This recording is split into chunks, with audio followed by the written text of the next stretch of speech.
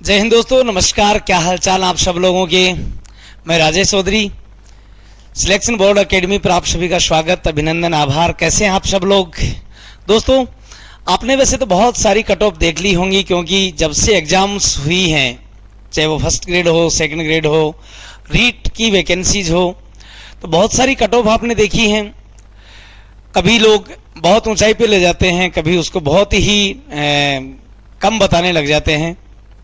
आज हम एक ऑनलाइन और ऑफलाइन बच्चों के एक सही विश्लेषण के आधार पर, कि हमने बहुत सारे ऑनलाइन बच्चों से भी बात की, क्योंकि हमारे साथ बहुत सारे लाखों विद्यार्थी जो हैं वो ऑनलाइन के माध्यम से जुड़े हुए, और ऑफलाइन बच्चों से भी बात की। हमसे जो ऑफलाइन बच्चे पढ़ते थे उनका भी हमने एक आकलन किया कि बच्चों ने इतनी मेहनत करने के बाद भी यदि बच्चे इतने ही मार्क्स लेके आ रहे हैं, तो क्या बाहर से और पढ़ने वाले, अन्य संस्थानों से पढ़ने वाले बच्चे क्या इससे ज़्यादा निकल सकते हैं, या घर पर रहकर जो विद्यार्थी तैयारी कर रहे हैं उन्होंने ज़्यादा अंक प्राप्त किए होंगे। ये एक सही, एक अनुमानित सा कट ऑफ जो है हम आज लेकर आपके सामने आए हैं।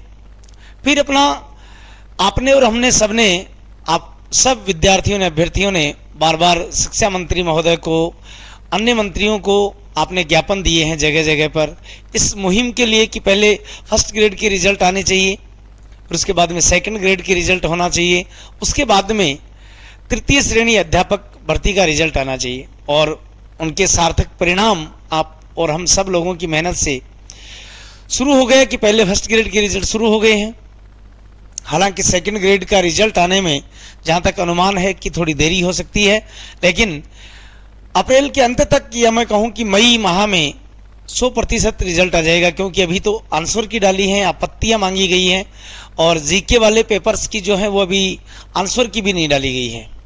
फर्स्ट ग्रेड के परिणाम को यदि देखें हम, तो जो पूर्व में अनुमान थे वो लगभग सही और सटीक हो रहे, क्योंकि जो 40% का नियम जो बनाया गया है प्रथम पेपर में, उस पेपर ने बहुत प्रभावी किया है। क्योंकि जिन बच्चों की सब्जेक्ट में बहुत ज़्यादा अच्छी तैयारी थी, अच्छी पकड़ कर रखी थी, लेकिन वही विद्यार्थी फर्स्ट पेपर के कारण से बाहर हो गए। और अभी आपने देखा साइंस के जो रिजल्ट आया है उसमें एसटी के कैंडिडेट जो हैं वो तो पास ही नहीं हो पाए, 40% अंक की प्राप्त नहीं कर पाए। तो ये एक सुनहरा अवसर है कि जिन्होंने 40% अंक प्राप्त किए हैं, पीटीआई भर्ती में आपने देखा कि वैकेंसीज खाली रह गई, ये 40% का ही एक परिणाम था। और होना भी चाहिए कि एक लेवल के टीचर मिले। जो अभ्यर्थी 40% अंक ही प्राप्त नहीं कर पाएंगे, तो उनके लिए बच्चों को पढ़ाना या बच्चों का लेवल जो है वो शिक्षा का लेवल गिरने के लिए है। मैं किसी कैटेगरी आदि के ऊपर बात नहीं कर रहा हूँ, ये सभी कैटेगरीज पर लागू होता है। बहुत से ओबीसी जनरल के भी ऐसे विद्यार्थी हैं जो पेपर्स में अच्छे अंक प्राप्त किए हैं, मेरे मिलने वाले भी बहुत सारे हैं, हमारे पढ़ाई हुए भी बहुत सारे हैं, अपने ऑनलाइन और ऑफलाइन के बच्चे भी बहुत सारे ऐसे हैं जिनका सब्जेक्ट बहुत अच्छा हुआ, लेकिन वो पहले पेपर में 40% अंकों के कारण से उनकी उम्मीदों पर पानी फिर गया। तो आज हम फर्स्ट ग्रेड, सेकंड ग्रेड और थर्ड ग्रेड तीनों ही शिक्षक भर्ती पर एक हल्की सी चर्चा करेंगे, लेकिन मैं केवल आपको हिंदी विषय के बारे में ही चर्चा कर पाऊंगा, क्योंकि मेरा 10, 12, 15 वर्षों का जो अनुभव रहा है वो केवल हिंदी विषय के लिए रहा, और हिंदी विषय पर ही आज हम कट ऑफ पर चर्चा करेंगे। साथ ही फर्स्ट लेवल पर भी चर्चा करने वाले हैं, क्योंकि फर्स्ट लेवल के तो बहुत सारे बच्चे जो हैं, आसपास के बच्चे जो हैं जुड़े हुए हैं, इसलिए मैं बात करता हूं। चलिए बात करते हैं। सबसे पहले प्रथम श्रेणी में क्या रहने वाली है कट ऑफ। हिंदी प्रथम श्रेणी यानी कि फर्स्ट ग्रेड की बात करें, हम केवल फर्स्ट ग्रेड की बात कर रहे हैं और हिंदी विषय के लिए बात कर रहे हैं। बाकी विषयों में जो है मुझे जानकारी नहीं है, क्योंकि मैंने देखा है बहुत से लोग जो सब्जेक्ट ही नहीं पढ़ा रहे वो कट ऑफ डाल रहे हैं। उन्होंने कैसे आइडिया ले लिया, कैसे एक अनुमानित कट ऑफ डाल दी, और वो इतना अनुमान लगा रहे हैं कि सटीक भविष्यवाणी हो जाएगी। ये मेरी तरफ से भी केवल अनुमानित कट ऑफ है, लगभग उसके 2, 4, 5 नंबर ऊपर नीचे रह सकती है, उससे ज़्यादा कहीं हेर फेर नहीं होगी, यानी कि 1-2 नंबर ऊपर नीचे हो जाए। देखिए बात करते हैं कि प्रथम श्रेणी हिंदी में अपने 150 क्वेश्चंस जो थे, प्रश्न जो थे वो अपने सब्जेक्ट के थे, और 75 क्वेश्चन जो थे वो अपने प्रथम प्रश्न पत्र में थे, प्रश्न पहले पेपर में थे। तो 75 का जो 40% होता है, 40% जो होता है वो 30 प्रश्न होते हैं। और प्रथम जो सब्जेक्ट का प्रश्न पत्र था उसमें तो आप कोई बाध्यता नहीं थी, आप कम ज्यादा कितना भी करें। लेकिन मेरिट का जो निर्धारण कर रहा है, मेरिट का जो निर्धारित कर रही है वो कौन कर रहा है? पहला प्रश्न पत्र निर्धारित कर रहा है। जो विद्यार्थी यहाँ 125-30 कर रहे हैं, 125 से 30 कर रहे हैं, लेकिन उन्हीं विद्यार्थियों के सामने सबसे बड़ी विकट समस्या ये हो गई कि वो पहला प्रश्न पत्र जो है वो क्लियर नहीं कर पा रहे। इसका मतलब जो आपका सब्जेक्ट का तो जो पेपर था वो मेरिट निर्धारित नहीं कर रहा। मेरिट निर्धारित कौन कर रहा है? ये जो पहला प्रश्न है। तो यदि यहां 30 प्रश्नों को हम माने, 30 प्रश्नों से यहां 60 अंक बनते हैं। कितने बन गए? 60 अंक बनते हैं। और यदि यहां 125-30 वालों को आधार माने तो मेरिट बहुत आगे निकल जाती है। लेकिन वही 125-30 वाले बच्चे कहां पहुंच गए? 30 प्रश्नों के कारण से, 40% के कारण से वो मेरिट से बाहर हो गए। तो यहां जो मेरिट रहने वाली है, यहां जो मेरिट रहने वाली है 115 से लेकर 120 प्रश्न जिन्होंने बहुत अच्छे से किए हैं। देखिए बहुत से विद्यार्थी ऐसे कहने वाले हैं कि फर्स्ट पेपर का तो हिंदी का सब्जेक्ट का जो पेपर आया था ना वो कचरा था। वो कचरा उन लोगों के लिए लग रहा था जिन्होंने बिल्कुल भी पढ़ाई नहीं की, एक बार रीडिंग मार के गए। मैं कहूंगा कि पेपर जो था वो बहुत अच्छा पेपर था, अच्छी जिनकी तैयारी थी वो बच्चे 115 से और 20 प्रश्नों के बीच पहुंचे हैं। तो यदि 115 प्रश्नों का हम आकलन करते हैं, 115 का आकलन करें हम तो 115 गुणा 2 यानी कि 230 क्या बन रहे हैं? नंबर बन रहे हैं, अंक बाहर बनता है उनका। और 60 अंक ये बनते हैं तो 60 और जोड़ लें हम, यानी कि ये 9 और 290। अर्थात मैं ये कहूं ये जर्नल का आंकड़ा है, सामान्य वर्ग का आंकड़ा है कि जिनके 290 अंक प्लस हैं या 290, मैं ये कहूं कि इनमें यदि 5 नंबर और घटा भी ले हमें तो भी जर्नल का आंकड़ा 285 से शुरू हो जाएगा। यानी कि अब आपके दिमाग में आ रहा है क्या सर ये डबल की कट ऑफ है क्या? डबल की क्या कट ऑफ होती है? डबल के लिए तो 5-10 दिन का मास्टर होता हो। सिंगल की कट ऑफ अर्थात अंतिम परिणाम जो रहेगा वो 285 प्लस। अर्थात मैं ये कहूं कि जर्नल में, जर्नल की यदि बात करें हम, सामान्य वर्ग की बात करें तो सामान्य वर्ग में जिन्होंने हिंदी फर्स्ट ग्रेड व्याख्याता भर्ती में जिन्होंने 285 अंक प्राप्त किए हैं, कितने? 285, ये अंकों की बात कर रहा हूं मैं। इतने अंक जिन मेरे साथियों के बन रहे हैं वो निश्चिंत रहें, डरने वाली कोई बात नहीं है। ये आने वाला समय तय कर देगा, क्योंकि रिजल्ट जो रहने वाला है वो 285 अंक से ऊपर जो विद्यार्थी हैं वो अपने आप को सेफ महसूस करें। फिर भी अंतिम निर्णय तो आरपीएससी करेगी, लेकिन अपनी एक अनुमानित कट ऑफ यह रहेगी कि जिनके 285 अंक आ रहे हैं वो सेफ जोन में है। अब बाकी कैटेगरीज की यदि बात करें हम तो महिला वर्ग की बात करें तो 2 नंबर और कम लगा लो आप। मैं इधर फीमेल लिख देता हूं ये लोग, कि यहां कोई बड़ी अंतर रहने वाली बात नहीं है, ज्यादा अंतर नहीं रहेगा यहां, क्योंकि यहां पर केवल और केवल मैं ये कहूं कि जिनके 283 अंक बन रहे हैं वो अपने आप में सेफ जोन में है।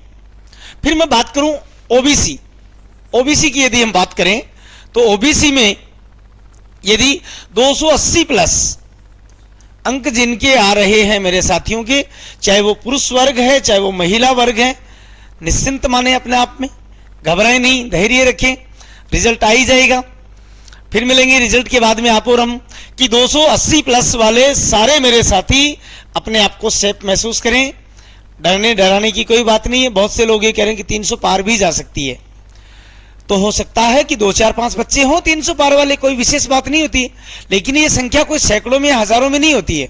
ऐसे तो जो टॉपर्स होंगे वो निश्चित तौर से 300 पार होंगे, इसमें कौन सी बड़ी बात है।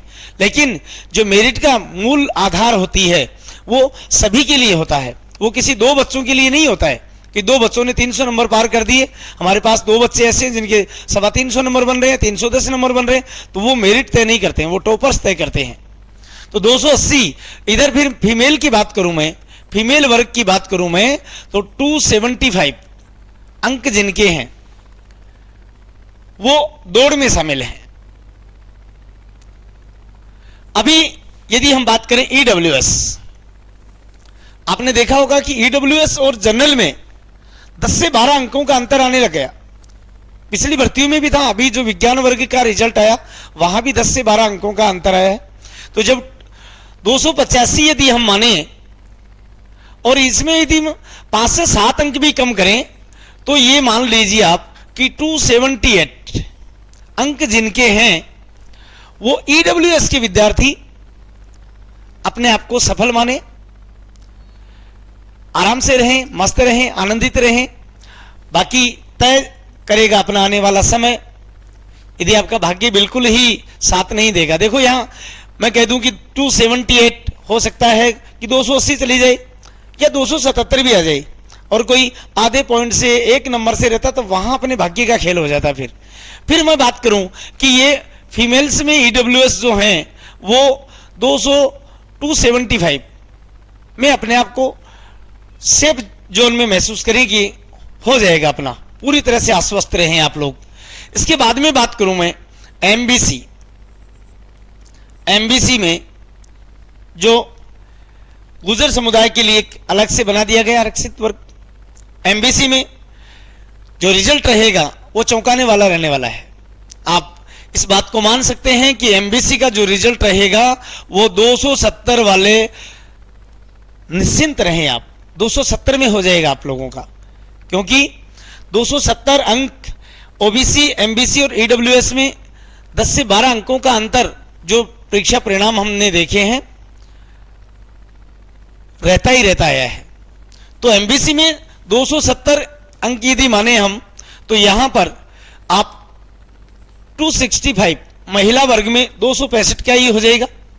फिर हम बात करें एससी, एससी में भी लगभग 270 नंबर, एमबीसी और एससी का रिजल्ट जो है वो लगभग कॉमन सा रिजल्ट रह रहा है, समान सा रिजल्ट रहता है। तो यहां भी मैं कहूं कि 265 में होने वाला है। एसटी का रिजल्ट जो है वो एससी से डाउन रहता है, और यहां जिसके 265 अंक बन रहे हैं उनका रिजल्ट स्वर्णिम आएगा, और महिला वर्ग में जिनके 260 अंक बन रहे हैं उनका रिजल्ट पॉजिटिव रहने वाला है। अब आपके दिमाग में एक और बात चल रही होगी कि सर विडो में क्या रह जाएगी, टीएसपी में क्या रहने वाली है। तो देखो टीएसपी का रिजल्ट जो है वो बहुत ज्यादा नीचे आ जाता है, यानी कि टीएसपी का मैं बात करूं, पहले मैं विडो वर्ग की बात कर देता हूं, विडो में क्या रहने वाला है। तो विडो का जो रिजल्ट रहेगा वो रिजल्ट कम से कम 210 के आसपास, यानी कि जिन्होंने 200 प्लस किए हैं, मैं ये कहूं कि 200 प्लस जिनके अंक हैं, 200 प्लस जिनके अंक हैं वो सेफ जोन में महसूस करें अपने आप को। भगवान ने चाहा तो उनका आगे भावी जो जीवन है वो सुखद रहेगा। भगवान ने जो ये गलती कर दी उनके लिए कि उनको आज विडो श्रेणी में एग्जाम देनी पड़ रही है, हो सकता है उनका आगे का भावी जीवन उनके बच्चों के लिए कुछ सहयोग भगवान की तरफ से हो जाए, और 200 नंबर यदि आपके बन रहे हैं तो, लेकिन शर्त ये कि वो पहले पेपर में 40% अंक उनके होने जरूरी हैं। फिर मैं बात करूं टीएसपी की, टीएसपी में लगभग 200 नंबर वाला, 200 अंक यदि टीएसपी में भी आ रहे हैं, और उनके बाद में जो कैटेगरीज हैं उनमें और थोड़ा सा हल्का 2-2, 4-4, 5-5 नंबरों का हम कम कर सकते हैं। इस प्रकार से ये अपनी जो मेरिट रहने वाली है फर्स्ट ग्रेड की लगभग इतनी ही जाएगी, क्योंकि जो अनुमान है, जो बच्चों का रिजल्ट हम देख पा रहे हैं या विज्ञान वर्ग का जो रिजल्ट अभी आया है उससे साफ झलकता है कि 40% ने बहुत बच्चों को प्रभावित किया है। जिनका सब्जेक्ट बहुत मजबूत था वही लोग पहले पेपर में अच्छा नहीं कर पाए। अब हम बात करते हैं द्वितीय श्रेणी की, सेकंड ग्रेड हिंदी में क्या रहने वाली है, सेकंड ग्रेड में क्या रहने वाली है। ये रिजल्ट जो है ये थोड़ा सा फर्स्ट ग्रेड के बजाय कुछ ऊपर रहेगा, फर्स्ट ग्रेड के बजाय सेकंड ग्रेड हिंदी में क्या रहने वाली है। देखिए सेकंड ग्रेड हिंदी में जो पहला पेपर था वहां लगभग बच्चों ने अच्छा स्कोर किया है, और जिन्होंने फर्स्ट ग्रेड भी दिया है, जिन्होंने फर्स्ट ग्रेड भी दिया है, सब्जेक्ट भी अच्छा था, उन्होंने सेकंड ग्रेड एग्जाम भी दिया और उन्होंने पहला पेपर भी अच्छा किया और सेकंड पेपर भी अच्छा हुआ। फिर बहुत से लोगों के कयास हैं कि सर ये सेकंड पेपर तो बिल्कुल मार्केट में खुले में बिका था या आउट भी हो चुका था, तो ये कुछ घटनाएं हैं जो शायद मेरिट को थोड़ा सा ऊपर लेके जाएंगी, क्योंकि कुछ पेपर्स जो हैं वो बच्चों तक पहुंचे हैं, इसमें कोई दो राय नहीं है, सरकार भी मानती है। उन्होंने पेपर आउट नहीं किया वो एक अलग बात है, नहीं माना, लेकिन आप और हम सब सोशल मीडिया के जरिए या प्रिंट मीडिया के जरिए पढ़ते आ रहे हैं कि पेपर आउट था और बड़े लेवल पर आउट था। कुछ विद्यार्थी ऐसे हैं जिन्होंने फर्स्ट ग्रेड भी दिया और सेकंड ग्रेड भी दिया है, तो सामान्य सी बात है जिनका फर्स्ट ग्रेड में भी सब्जेक्ट यही था और सेकंड ग्रेड में भी यही था, तो पेपर सेकंड पेपर की भी अच्छी थी। लेकिन हुआ क्या कि सेकंड ग्रेड का जो पेपर था, सब्जेक्ट का पेपर था, बहुत लेंथी था और विश्लेषणात्मक पेपर था, फैक्ट वहां कम पूछे गए थे, तो सेकंड पेपर ने यहां ज्यादा प्रभावी कर दिया। यहां सब्जेक्ट के पेपर ने बच्चों को बहुत ज्यादा प्रभावी किया है। सेकंड पेपर में लोग 125-30 तक तो कर ही पाए हैं जिनकी अच्छी तैयारी थी। ऐसे तो मैं कहूं कि मैंने एक दिन भी नहीं पढ़ा और मैंने 150 गोले काले कर दिए और फिर कहूं मैंने तो 150 किए हैं, तो वो 150 वाला तो अपने आप में पहले से बाहर है। मैं ये कहूं कि जिन्होंने 130 से ऊपर किए हैं वही बहुत नीचे आ गए हैं। जिन्होंने 125-30 तक पहुंचे हैं, मैं कहूँ 125 तक भी जिस बच्चे ने किए हैं, तो उनके कट पीट कर माइनस मार्किंग होने के बाद में उन सारे मेरे साथियों के 110 से और 115 के बीच में मार्जिन आ रहा है, यानी कि 110 से 15 के बीच में क्वेश्चन उनके सही हैं। यानी कि एक बीच का आंकड़ा लें हम, तो हम ये माने कि 112 क्वेश्चन जो हैं वो मेरिट का आधार तय कर देंगे। फिर यदि मैं बात करूं अपने जीके वाले पेपर का, तो जीके वाले पेपर में 60 से लेकर बच्चों ने 80 क्वेश्चंस तक किए हैं। सही का मार्जिन आ रहा बच्चों का कि किसी बच्चे ने 65 किए हैं तो किसी ने 70 कर दिए, किसी ने 72 कर दिए। लेकिन यदि इनमें माइनस मार्किंग आदि करके देखेंगे तो बीच का आंकड़ा यदि हम निकालें तो जिनके 65 क्वेश्चंस ठीक बैठ रहे हैं वो विद्यार्थी अच्छी रेस में है। अब इनका यदि हम 2 से गुणा करें, इनको हम दोनों को 2 से गुणा करेंगे तो ये 224 और यहां पर 120 और 130, अब इनको जोड़े हम तो 4, 5 और 3, ये लो, ये जर्नल की मेरिट तय करता है। ये जर्नल का आंकड़ा रहता है 354, यानी कि इतने तो होने चाहिए।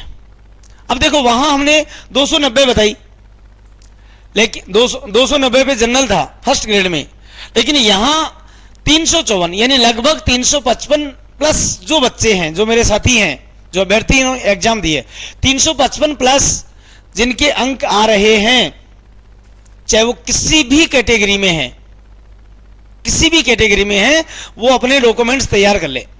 उनको कोई रोकने रुकावट के लिए कोई प्रश्न, चाहे पेपर कितना ही आउट हुआ हो, कुछ भी हुआ हो, कैसे भी हुआ हो, लेकिन मेरा ये मानना है कि जिन्होंने 355 प्लस किए हैं, अंक आ रहे हैं आप लोगों के, आपने जोड़े होंगे, अभी आंसर की ओर डाल देंगे उनसे जोड़कर, तो सेकंड ग्रेड की मैं बात करूं तो सामान्य वर्ग में, सामान्य वर्ग से शुरू करते हैं हम, यानी कि जिनके भी 355 प्लस अंक भार है वो सेफ जोन में है, पूरी तरह से आश्वस्त रहें और उनका निश्चित तौर से सिलेक्शन हो जाएगा। जनरल कैटेगरीज की बात करें हम, फिर यदि महिला वर्ग की बात करें तो ज्यादा अंतर रहने वाला नहीं है, यानी कि हो सकता है 353 हो जाए, 353 यदि फीमेल की हम बात करें तो 353 अंक, 1-2 अंकों का अंतर होता है, ज्यादा नहीं होता है। फिर हम बात करें ओबीसी, ओबीसी और सामान्य वर्ग में हिंदी जैसे विषय में ज्यादा कोई डिफरेंट नहीं है। फिर भी मैं ये कहूं कि 350 प्लस अंक जरूरी हैं, तो इसमें कोई दो राय नहीं है कि यहां पर 350 प्लस अंक होने चाहिए, यानी कि 350 प्लस जिनके हैं वो इस दौड़ में शामिल हैं, क्योंकि उन्होंने फर्स्ट ग्रेड भी दिया है, फिर सेकंड ग्रेड भी दिया है, तो थोड़ा सा अनुभव भी था। लेकिन यहां थोड़ा सा खेल जो बिगड़ा है, ये मेरिट और ज्यादा ऊपर चली जाती है यदि पेपर, सब्जेक्ट का पेपर यदि थोड़ा सा और होता तो क्योंकि अब की बार जो पेपर आया वो विश्लेषणात्मक पेपर ज्यादा, तथ्यात्मक पेपर कम था। तथ्यात्मक कुछ प्रश्न ही पूछे गए थे, बाकी सब प्रश्न जो थे वो मिलान करने वाले और उनके अलावा विश्लेषण दिया हुआ था। संगत असंगत कूट मिलान करो, इनके बारे में बात की गई। यहाँ महिला वर्ग में 348 कहें, कोई अतिशयोक्ति नहीं होगी, इतने अंक आने चाहिए, या 45 भी सेफ जोन में हो सकता है, कोई विशेष बात नहीं है। ईडब्ल्यूएस मैंने क्या कहा कि 7 से 8 अंक अंतर रहेगा और रहने वाला है, रहता आया है। तो यहां 347-48 की मैं बात करूं कि ये बच्चे मेरे साथी लोग ठीक स्थिति में हैं। भगवान ने चाहा तो ये सब लोग अपने आप में आने वाले नए सत्र के साथ किसी सरकारी नौकरी में मिलेंगे, किसी विद्यालय में मिलेंगे, अर्थात अपनी सेवाएं देते हुए मिलेंगे। फिर हम बात करें कि ईडब्ल्यूएस के बाद में एमबीसी में जिन्होंने 340 प्लस अंक जिनके हैं वो अपने आप को सेफ जोन में समझे, 340 प्लस वालों का हो जाएगा। फिर बात करें हम एससी, तो मैंने पहले भी कहा कि एससी और एमबीसी जो हैं वो लगभग समान से रहेंगे, यानी कि 340 प्लस में एमबीसी का और एससी का दोनों का होने वाला है। महिला वर्ग में यदि हम 2-2, 4-4 अंक कम माने, फीमेल वर्ग की बात करें हम। फिर यदि मैं बात करूं एसटी, तो एसटी और जनरल का बहुत अंतर हो जाता है। आप जितने भी रिजल्ट देख पाएंगे, आप पहले का विश्लेषण करिए, अब जो नए रिजल्ट आने वाले हैं, तो 30 से 35 अंकों का अंतर जो है अंक भार का देखने को मिलता है। अर्थात यहां पर यदि हम 30 अंक भी कम करूं यहां पर, तो 30 अंक कम करते हैं तो 320 से प्लस जो मेरे साथी हैं उनका एसटी कैटेगरी में होने की पूरी तरह से संभावना है। और बात करें विडो में, विडो में यदि विडो की कैटेगरी में ये लगभग 315 या 310 जिन बहनों के आ रहे हैं, वो भगवान ने चाहा और आपको सुकून देने की कोशिश की तो आराम से विडो कैटेगरी में हो जाएगा इसमें। और टीएसपी 200 अंक लगभग टीएसपी वाले, सॉरी 200 नहीं, टीएसपी वाले लगभग यदि 280 प्लस अंक आए हैं तो बन रहे हैं आप लोगों के, तो ये आंकड़ा अपना सेकंड ग्रेड का रहने के पूरे चांस है। ये मेरी तरफ से, आप सब लोगों की तरफ से केवल एक ये अनुमानित कट ऑफ है, बाकी तय तो रिजल्ट करेगा। हो सकता है चौंकाने वाला भी आ जाए, इससे भी 2-4-5 नंबर कम रह जाए, लेकिन बच्चों की जिन्होंने तैयारी की थी, बहुत अच्छी तैयारी की थी, वो इसी रेंज में आ रहे हैं। सभी बच्चे बहुत अच्छी तैयारी करने वाले यहां तक पहुंचे हैं। अब जिनके घर डायरेक्ट ही पेपर पहुंच गया तो वो मेरिट को तय नहीं करते हैं, मेरिट तय करते हैं वो पढ़ने वाले विद्यार्थी जिन्होंने दिन रात मेहनत की है, फिर भी वो इतने अंक तक ही पहुंचे हैं या इससे भी कम रह रहे हैं। तो 100% मेरिट यहां तक ही रहने वाली है। फिर मैं बात करूं हिंदी की थर्ड ग्रेड की, तृतीय श्रेणी की, कि तृतीय श्रेणी में कितनी रह सकती है। तो ये बड़ा, जब पेपर देके निकले थे विद्यार्थी तो बहुत प्रसन्नचित्त थे कि हमने 140 कर दिए हैं, हमने 130 कर दिए हैं, कोई गलत नहीं है, 120 भी हैं, 125 भी हैं। तो बड़ा चौंकाने वाला लोग उत्तर दे रहे थे कि 150 में से और 125-30 यानी कि बहुत हाई मेरिट हो जाती है। लेकिन जो जो घर पहुंचे तब तक वो 140 वाले 120 पर आ गए। जब आंसर की डाली तो वही लोग आज 105-6 की बात करने लग गए। तो कट ऑफ मेरे हिसाब से क्या रहने चाहिए, जितने भी मैंने ऑफलाइन विद्यार्थियों से भी बात की, बहुत सारे मैसेज भी आए, ऑनलाइन वाले बच्चों के भी मैसेज आए कि सर क्या रह सकती है, कितनी रह सकती है। तो ये जो कट ऑफ थर्ड ग्रेड की मैं बात करूं, तृतीय श्रेणी की बात करें हम, तो तृतीय श्रेणी में जो हिंदी का पेपर था यानी कि 70 क्वेश्चन जो हिंदी के थे, वो जब उन्होंने किए तो ये कहा कि सर हमने तो 70 ही कर दिए, कोई गलती नहीं हो सकता। लेकिन ये थोड़ी होता कि गलत नहीं हो, तो गलत भी होंगे, माइनस भी होगी। फिर जीके का पेपर जो था वो भी ठीक ठाक था, इतना भी नहीं कि बिल्कुल ही हल्का दे दिया। शिक्षण विधियां भी थी, करंट अफेयर्स भी था, मनोविज्ञान के क्वेश्चंस भी थे। इन सबको यदि हम देखें, और जो बच्चे शुरू में ये कह रहे थे, मेरा ये मानना होता है, मैं हर बार आपको ऑनलाइन ऑफलाइन हर बार ये कहता हूं कि जो भी पेपर होता है उसका 10% तो करने वाला ही नहीं होता है, यानी कि छोड़ना ही होता है अपने को। तो यदि 10% की बात करें तो अपने को लगभग 135 प्रश्नों तक हाथ डालने में कोई आपत्ति नहीं होती जब पेपर अपने लेवल का होता है। जब आपने 135 या 130 क्वेश्चन किए हैं तो मैं ये भी कहता हूं आपने कितनी ही सावधानी से पेपर किया है, कितनी सावधानी से पेपर किया है, फिर भी हर 10वां क्वेश्चन आपका गलत होगा ही होगा। कितनी ही सावधानी बरते आप, लेकिन हर 10वां क्वेश्चन जब अपने को लगे कि मेरे बिल्कुल से बिल्कुल सही है, लेकिन फिर भी ये मान के चलो कि आपका 10 में से एक क्वेश्चन गलत हो ही गया है। यदि आपने 130 क्वेश्चन किए हैं, इसका मतलब आपके 13 क्वेश्चन जो हैं वो बिल्कुल गलत हुए हैं। तो 13 क्वेश्चन ने मानकर मैं ये मानूं कि आपके 15 क्वेश्चन गलत हुए हैं। कितने हो गए? 15 क्वेश्चन गलत तो हो गए हैं उनमें से। तो 15 क्वेश्चन गलत हुए, तो 130 में से यदि हम 15 निकालें तो 115 क्वेश्चन हमारे बचे। फिर 15 का माइनस लगा 5, तो हमारे पास कितने बचे? 110। कितने बच गए? 110 प्रश्न बचे हैं। ये उन लोगों के बचे हैं जिन्होंने बहुत सावधानी से 130 प्रश्न किए हैं। हर किसी के नहीं बचे ये भी। क्या आप सोचो कि सबके 110 हैं? क्या नहीं, जिन्होंने बहुत सावधानी से पेपर किया है उन लोगों के 110 क्वेश्चन बन रहे हैं। वो भी कभी 108 पे आ जाते हैं तो कभी 111 पे चले जाते हैं। अब बहुत सारे प्रश्नों पर याचिका भी लगी है, तो हो सकता है 1-2 क्वेश्चन को डिलीट भी कर दें, बोनस भी दे दिया जाए। तो इन सारी बातों को यदि ध्यान रखें। अभी ये 110 क्वेश्चन वो हैं जिन्होंने आंसर की डाली है, उस आंसर की के आधार पे लिए बैठे हैं। अब इनमें मान लो 2 से 3 क्वेश्चन डिलीट हो गए, तो वो प्रश्न कितने बचेंगे? 107-8 क्वेश्चन बचेंगे उनके, इतने ही बचने वाले। फिर ये डिलीट हो गए तो इनका या गलत मान लिए जाएंगे तो माइनस भी लगेगी। तो इसका मतलब ये हुआ कि मेरिट जो है वो 110 से नीचे ही रहने वाली है।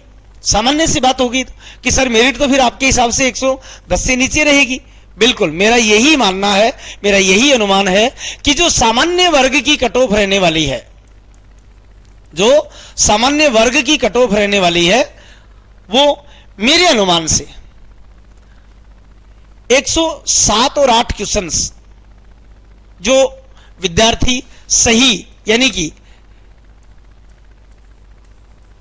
मान रहे हैं, मानने का मतलब ये हो गया कि डिलीट होने के बाद में, बोनस देने के बाद में जिनके 107 से 8 क्वेश्चंस सामान्य वर्ग में अंतिम उत्तर तालिका के आधार पर बचते हैं, वो विद्यार्थी सामान्य वर्ग में निश्चित तौर से, और ये दुगुना नहीं है, मैं आपको बार बार बता दूं, 2 गुना की नहीं है, ये सिंगल की कट ऑफ है। अंतिम परिणाम तय 107 से 8 क्वेश्चंस वाले विद्यार्थी जो हैं, अभ्यर्थी जो हैं, वो निश्चित तौर से भगवान से दुआ करता हूं मैं कि नए सत्र में किसी विद्यालय में सेवा देते मिलेंगे आपको, और मौका लगे तो हमें भी मिठाई खिलाना, परिवार वालों को मिठाई खिलाना।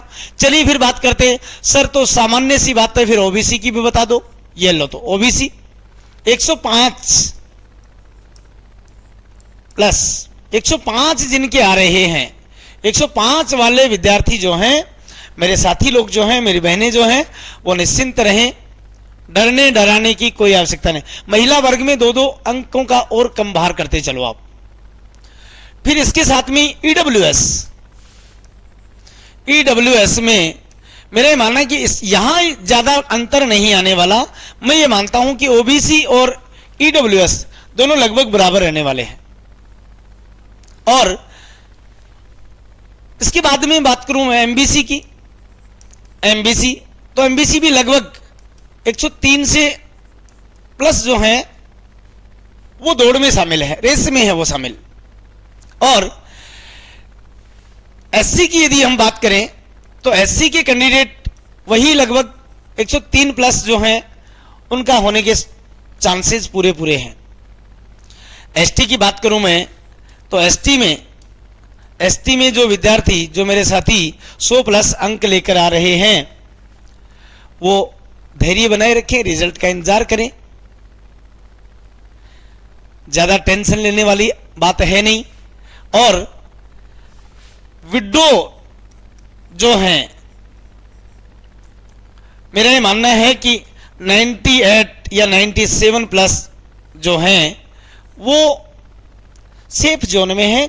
पूरी तरह से आश्वस्त रहें और घर परिवार में अपने बच्चों के साथ रहें, कोई दिक्कत वाली बात नहीं होगी। इतनी ही रहनी है, क्योंकि जो फर्स्ट ग्रेड में नहीं हो पाएंगे वो थोड़ी से सेकंड ग्रेड में चले जाएंगे कुछ मेरे साथी लोग, और बाकी सेकंड ग्रेड में जाने के बाद में जो बचेंगे, जो यहाँ तय कर लेंगे अपना रास्ता। और 97 वाले, और मैं टीएसपी की यदि मैं बात करूं तो टीएसपी में भी 95 प्लस जिनके हैं, बाकी कैटेगरी वाइज आप और हल्का सा नीचे कर सकते हैं। इतनी ही रहने वाली है मेरिट, क्योंकि लोगों ने बहुत ज़्यादा, कोई कह रहे हैं कि 115 से नीचे नहीं आएगी, 120 से नीचे नहीं आएगी, क्योंकि उन्होंने पेपर ने तो कभी दिया है और न उन्होंने अपने बच्चों से कभी बातचीत की है, क्योंकि वो तो केवल यूट्यूब पे आकर केवल क्लासें कट ऑफ डालने के लिए ही आते हैं वो लोग। हमने तो ऑफलाइन ऑनलाइन दोनों प्रकार से सेवाएं दी हैं आप लोगों के लिए। अब बच्चों की बार बार कमेंट आते हैं कि सर आप फर्स्ट लेवल पे भी बताइए। फर्स्ट लेवल का भी तो हल्की से हम बात करें फर्स्ट लेवल के ऊपर, तो फर्स्ट लेवल में देखो, एक तो पहली बात तो ये थी कि वैकेंसी बहुत अच्छी थी, 21,000 वैकेंसी थी। और कैंडिडेट का जो यदि रेसे देखें तो देखो 21,000 का मतलब 42,000 तो दुगुना में ही आ जाएंगे। 42,000 के लिए कट ऑफ डाली जाएगी, लेकिन अपने 42,000 वाली कट ऑफ डाल ही नहीं रहे, हम तो बात कर रहे हैं केवल सिंगल के लिए। तो पेपर का जो लेवल था, पहली बात करें जो इन्होंने ब्लूप्रिंट दिया पेपर का क्या क्या आएगा, उस ब्लूप्रिंट के आधार पर प्रश्न पत्र तैयार ही नहीं हुआ। फिर इन बच्चों को तो हमेशा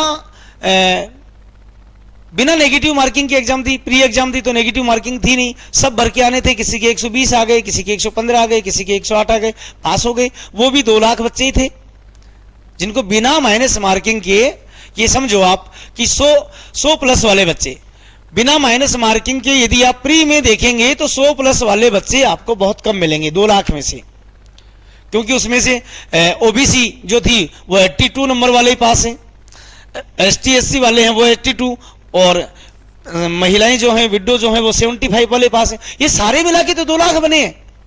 यानी कि जिनको 75 नंबर थे, जिनके 82 नंबर थे, वो भी तो शामिल हैं।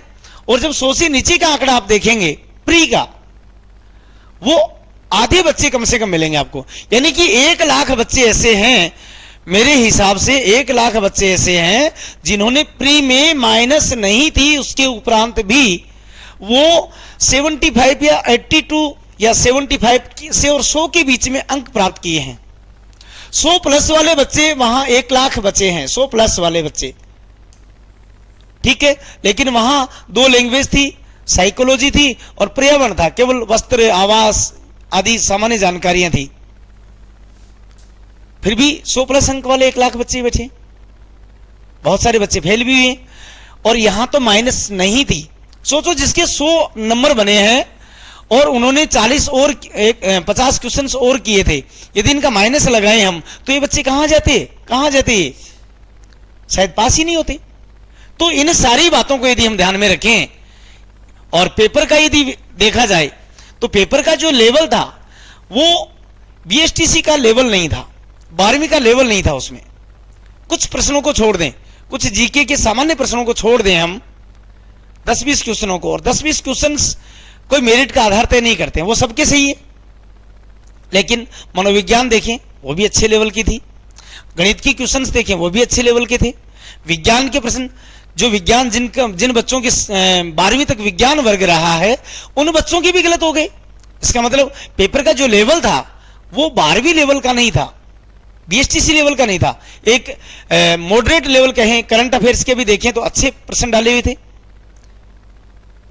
अंग्रेजी जिन बच्चों की प्री में संस्कृत थी उनको अंग्रेजी पढ़नी पड़ी, 5 में से 2-3 प्रश्न नहीं कर पाए वो भी। तो ये सारी बातों को यदि हम ध्यान में रखें तो बात करें हम कि फर्स्ट लेवल की जो मेरिट रहने वाली है, फर्स्ट लेवल की जो मेरिट रहने वाली है, बच्चों ने 115 से 20 क्वेश्चन अटेंड किए हैं। वो जब निकले तो उन्होंने कहा कि 115 कर दिए, 120 कर दिए, 125 कर दिए, लेकिन आज जब उनसे बात होती है तो बड़ी मायूसी से कहते हैं सर हम तो 100 के नीचे आ गए। सर ऐसा भी कोई पेपर होता है क्या, हमें तो उस समय पता ही नहीं चला कि माइनस इतने नीचे ले आएगी। तो जो मेरे साथी लोग सामान्य वर्ग में इतनी ही रहने वाली, ये मान लेना आप, इतनी ही रहने वाले, कितनी, 95 प्लस जो हैं वो अब कहेंगे कि बहुत से लोग ऐसे हैं जो 100 प्लस वाले भी, बिल्कुल होंगे, क्यों नहीं होंगे, 100 प्लस वाले विद्यार्थी भी। लेकिन 21,000 में से आप ये सोचो, 21,000 में से 2,000 को निकाल दो जो 100 प्लस हैं, 3,000 को निकाल दो जो 100 प्लस हैं, 5,000 को निकाल दो 100 प्लस हैं, फिर भी हमारे पास 15,000 तो 100 से नीचे आने वाले हैं, 15,000 तो 100 के नीचे आने वाले हैं। और जो 100 प्लस हैं वो सभी कैटेगरीज में हैं, कोई एक कैटेगरी का नहीं। ये कह दूं मैं कि सामान्य वर्ग वाले 100 प्लस है, नहीं, ये बात गलत है। ओबीसी के भी मिलेंगे जो 100 से ज्यादा अंक आ रहे हैं, एसटीएससी के भी विद्यार्थी मिलेंगे जो 100 प्लस लेके आ रहे हैं, एमबीसी के साथी भी मिलेंगे जो 100 प्लस वाले हैं, विडो बहनें भी मिलेंगी जो 100 प्लस हैं। इसका मतलब ये तो नहीं हुआ कि सारे कैटेगरीज के हैं वो 100 प्लस में हैं। 2,000 बंदों को निकाल दें आप, 2,000 अभ्यर्थियों को निकाल दें आप, 3 को निकाल लो आप, फिर भी हमारे पास 18,000 सीटें और बचती हैं। तो क्या वो 100 से नीचे नहीं आएंगे फिर? चलिए बात करें कि जिनके 95 प्लस सामान्य वर्ग में हैं वो सेफ हैं, कोई डरने डराने की बात नहीं। 95 प्लस जिनके हैं उनका आराम से हो जाएगा। फिर मैं बात करूं यदि महिला वर्ग की बात करें तो 93 मान लें आप, 1-1, 2-2 अंक घटाते जाएं आप। ओबीसी सबसे ज्यादा विद्यार्थी जो हैं वो ओबीसी के ही हैं, लेकिन सबसे ज्यादा यदि 100 टॉप में जाएंगे तो वो भी ओबीसी के मिलेंगे आपको, इसमें भी कोई दो राय नहीं है। 100 से ज्यादा अंक लाने वाले की यदि कैटेगरी वाइज यदि हम देखेंगे तो वो विद्यार्थी भी ओबीसी के ही ज्यादा मिलेंगे। तो मेरा मानना है कि यहां ज्यादा उतार नहीं होगा 93 प्लस। और ईडब्ल्यूएस में भी बच्चों की बहुत अच्छी तैयारी थी, बच्चों के कमेंट वगैरह जो देखे हैं, जो सूचनाएं जो मिली हैं, वो मैं कहूं कि 93 प्लस ही रहने वाली है। फिर एमबीसी में मैं बात करूं तो कम से कम 87 प्लस आराम से हो जाएगा एमबीसी के विद्यार्थियों का, क्योंकि 5% उनके पास अलग से कोटा है। जो टॉपर्स थे वो 100 प्लस वाले में चले गए, लेकिन 5% कोटे से वो 87 तक में आ जाएंगे। ठीक है, फिर मैं बात करूं एससी में 85 और एसटी में मैं कहूं कि जिसके 80 प्रश्न, जिनकी ये प्रश्नों की संख्या हो रही है, ये क्वेश्चन से हैं, ये समझ लेना, ये क्वेश्चन से बेटा, कभी आप इनको अंक बाहर समझ लें, 2 से गुणा कर लेना इनको हम क्या करेंगे, 2 से गुणा करेंगे। ठीक है, तो ये 80 क्वेश्चन जिनके सही हैं वो। अब मैं बात करूं कि विडो में जिनके 70 प्लस हैं उनके पूरी तरह से चांसेस बनते हैं। लेकिन आप कहेंगे सर हैंडीकेप का नहीं बनाया आपने कभी भी। हैंडीकेप में ऐसा है कि हैंडीकेप में अलग अलग कैटेगरीज हो रही हैं। अब कौन सी कैटेगरी में कितने विद्यार्थी हैं ये कोई आंकड़ा हमारे पास है नहीं ऐसा। फिर किसको ज्यादा वरीयता देंगे, किसको कम वरीयता देंगे, किसको 40%, वो 50%, हैंडीकेप का अलग अलग रेशियो है और हैंडीकेप की ज्यादा नीचे नहीं आती है। तो टीएसपी की मैं बात करूं, तो टीएसपी में 70 प्लस जो हैं वो अपने आप को सुरक्षित महसूस करें। इस प्रकार से मेरा एक अनुमानित आंकड़ा आप लोगों के सामने रहा।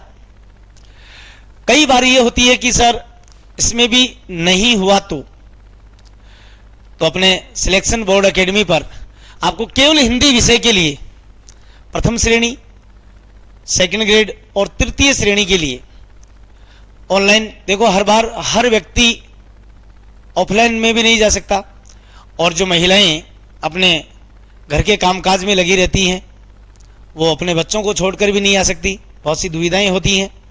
जो रोजगार में है, कोई थर्ड ग्रेड में है, सेकंड ग्रेड में है, फर्स्ट ग्रेड की तैयारी करना चाहिए, थर्ड ग्रेड वाला सेकंड ग्रेड की तैयारी करना चाहिए, और जो सिलेक्ट हो जाएंगे मेरे भाई बहन उनको भी तो आगे की तैयारी करनी है।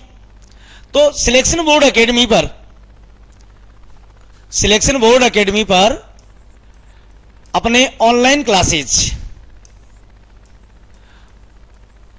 केवल हिंदी विषय के लिए, केवल और केवल हिंदी विषय के लिए क्या क्या सुविधाएं हैं? तो एक तो आपको रिकॉर्डेड क्लासेज मिलेंगी। क्या मिलेंगी? रिकॉर्डेड। उसके बाद में लाइव क्लासें भी, जब रिकॉर्डेड पूरी होने के बाद में परीक्षा के दौरान आपको लाइव क्लासें भी अवेलेबल करवाई जाएंगी, लाइव फ्रॉम क्लासरूम। ठीक है। इनके साथ ही आपको टेस्ट सीरीज, जो बहुत महत्वपूर्ण है, टेस्ट सीरीज। और टेस्ट सीरीज में कैसे रहेगा? तो टेस्ट सीरीज पे मैं बात करूं कि टेस्ट सीरीज में हर टॉपिक पर, टेस्ट सीरीज में हर टॉपिक वाइज टेस्ट होगा। पहली बात, पहली विशेषता क्या है कि आपने एक, मान लो पहला टॉपिक पढ़ा आपने वर्णमाला, और वर्णमाला के पुराने प्रश्नोत्तरी जो है आपको ऐप में मिलेगी, पुराने प्रश्न जो आए हैं उसके साथ ही आपको लगभग 50 क्वेश्चंस नए मिलेंगे। उनके उत्तर जो हैं आपको मिलान करने हैं, यानी कि उनकी उत्तर तालिका भी डाल दी जाएगी, प्रश्नों को हल करो, उत्तर मिलान कर लीजिएगा। दूसरी बात कि टॉपिक वाइज टेस्ट होने के बाद में सभी टॉपिक वाइज, यानी कि लगभग एक टॉपिक से आपको 100 प्रश्न मिल गए। टॉपिक वाइज होने के बाद में अंतिम समय में लगभग 10